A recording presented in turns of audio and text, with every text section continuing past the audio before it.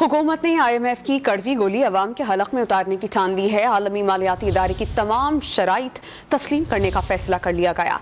190 अरब रुपए के मजीद नए टैक्सेस लगाने की तैयारियां कर ली गई। GST की शरह भी 17 से 18% कर दी जाएगी। बिजली की कीमत में 55 अरब रुपए जबकि गैस पर 310 अरब रुपए का इजाफी बोझ अवाम पर मुंतकिल किया जाएगा।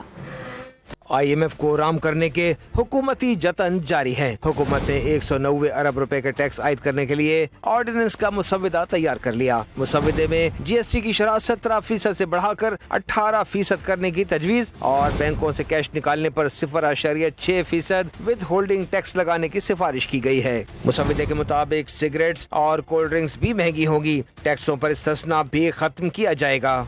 IMF की शराइत यहीं खत्म नहीं हुई। हुकूमत ने आलमी मालियाती इदारे की एक और शर्त पूरी करके बिजली सारिफीन से फ्यूल चार्जेस की मद में 55 अरब रुपए वसूल करने की मंजूरी भी दे दी। ज़राए के मुताबिक जून और जुलाई 2022 की माहाना फ्यूल एडजस्टमेंट की रिकवरी की जाएगी। बिजली सारिफीन से फ्यूल चार्जेस की वसूलियाँ एक साथ में की जाएंगी, जबकि गैस की कीमत में 112% तक इजाफे की मंजूरी के लिए वफाकी काबीना का इजलास भी आज होगा। गैस सारिफीन पर मजमूई तौर पर 310 अरब रुपए का इजाफी बोझ पड़ेगा। नई कीमतों का इतलाक 1 जनवरी 2023 से होगा।